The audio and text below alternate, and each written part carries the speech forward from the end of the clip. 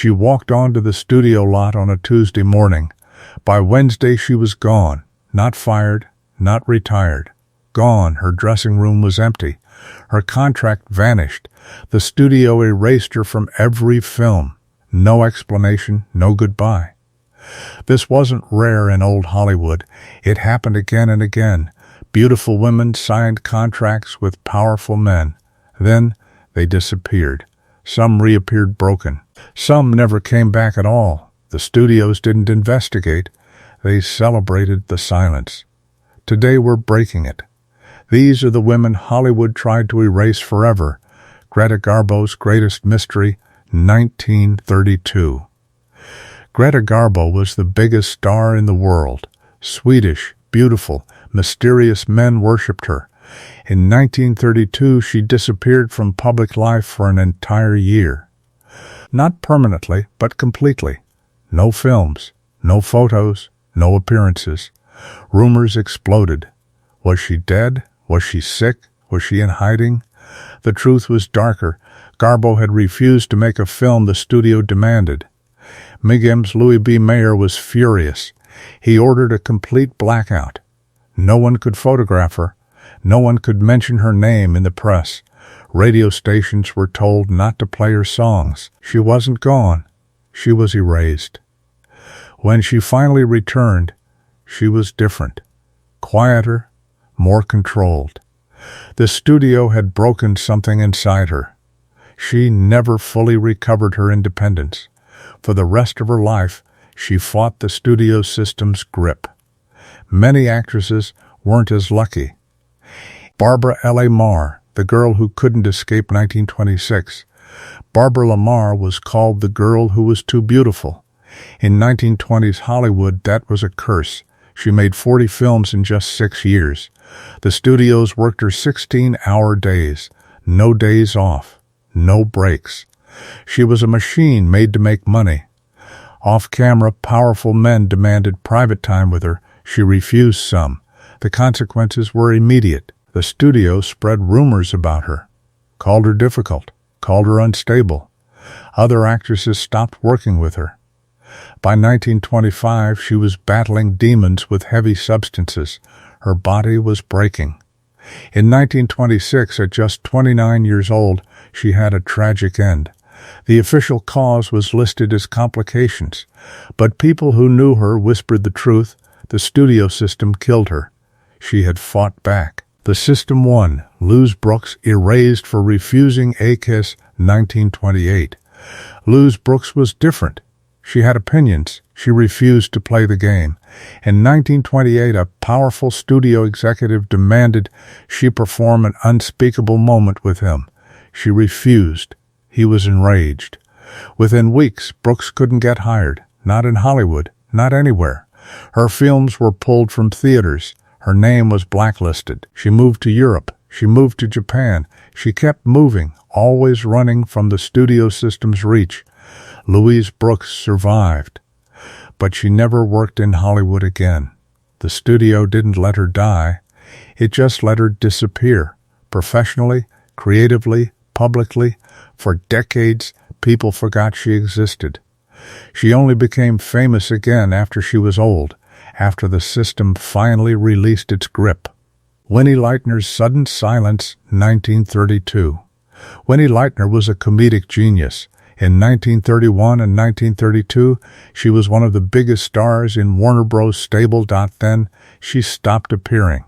No announcement, no explanation. She simply vanished from film. For years, nothing. The studio executives gave conflicting stories to reporters. She wanted to rest. She had family issues. She wasn't interested anymore. The truth? Leitner had refused the advances of a studio executive. She had also demanded better working conditions and higher pay. She was punished. Unlike Brooks, Leitner didn't flee. She stayed in California. But the studio's revenge was total. She was a radio star once. Then she was a forgotten woman. Hollywood wouldn't touch her. She died in 1971, largely unknown to younger generations. A genius erased, Mabel Normand, The Silent Victim, 1922-1930. Mabel Normand was a star of silent films. She was funny. She was talented. She was beloved. Then something happened. In 1922, a director named William Desmond Taylor was murdered. Mabel was connected to the case romantically. She hadn't done anything wrong. But the scandal destroyed her. The studio system turned on her immediately. Producers claimed she was tainted. Photographers were ordered not to photograph her.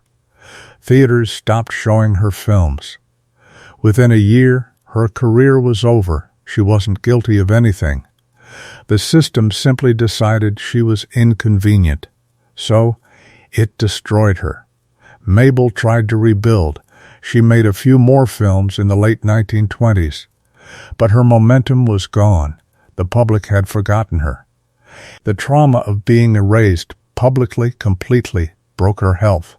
She died in 1930 at age 37. Nancy Carroll's slow disappearance, 1935-1945. Nancy Carroll was a talented actress and singer. In the early 1930s, she was everywhere. Films, radio, magazines. Then her contract ended, and something strange happened. No new offers came. Not from MGM, not from Paramount, not from anyone. It was like a silent agreement had been made among all the studios. Don't hire her. The reason? She had spoken publicly about the studio system's abuses. She had mentioned unfair contracts. She had hinted at inappropriate behavior by executives. The studios punished her with invisibility. Carroll eventually found work in theater and lesser films. But her movie career, her real career, was over. She was blacklisted, not officially. Officially, she didn't exist on anyone's hiring lists.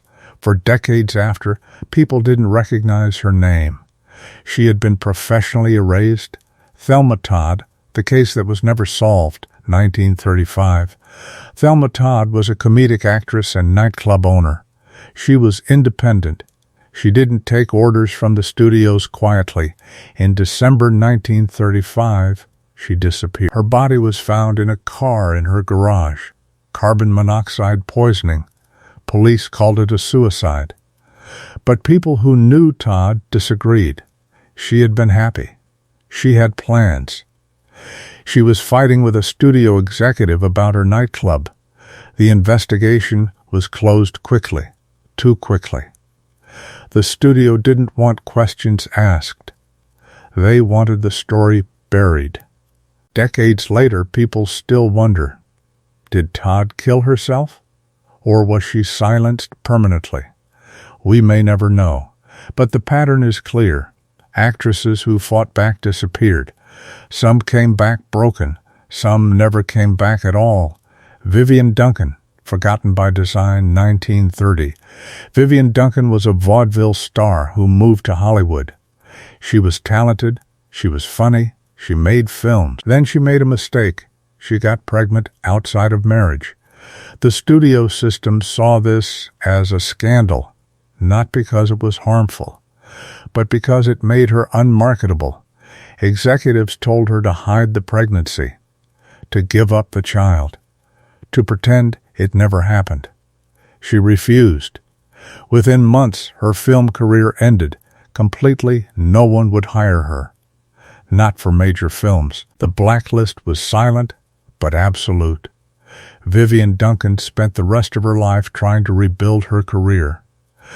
But the studios had decided she was disposable. Mona Maris, the Latin beauty who vanished 1940. Mona Maris was a Latina actress during an era when Hollywood was deeply racist.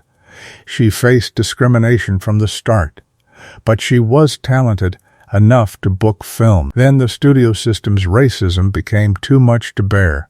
She was offered only stereotypical roles, offered unspeakable moments by executives who viewed Latina women as less deserving of respect. When she complained, she was labeled difficult. Her film offers stopped coming. By the late 1940s, she was gone from Hollywood. completely gone. Forgotten, erased, Mona Maris's story is less documented than others. That's intentional. The studios didn't just erase her career. They erased her from history itself. Phyllis Haver retired under pressure, 1929. Phyllis Haver was a successful silent film actress. She was in demand. She was respected. Then sound films arrived. Hollywood changed. Phyllis was offered fewer roles. Producers said her voice didn't work for talkies. But that was a lie. The real reason?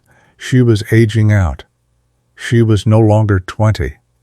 The studios wanted younger women. When she tried to negotiate for better roles, executives blacklisted her. Not officially. Officially, she chose to retire. She didn't choose. She was forced out. The system pushed her aside because she had the audacity to get older. Phyllis Haver spent her remaining years trying to find work in smaller productions, but her film career was over. Hollywood had erased her. The studio system is gone, but its damage remains. These women were erased not because they were weak. They were erased because they were brave. They said no. They demanded respect. They refused to be property. Hollywood wanted this forgotten. It spent decades burying these stories. But we remembered. We're telling their names again. Greta Garbo, Barbara Lamar, Louise Brooks, Winnie Leitner, Mabel Normand, Nancy Carroll, Thelma Todd, Vivian Duncan, Mona Maris, Phyllis Haver. They existed. They mattered. The system tried to erase them. But we won't let that happen. Subscribe for more truth.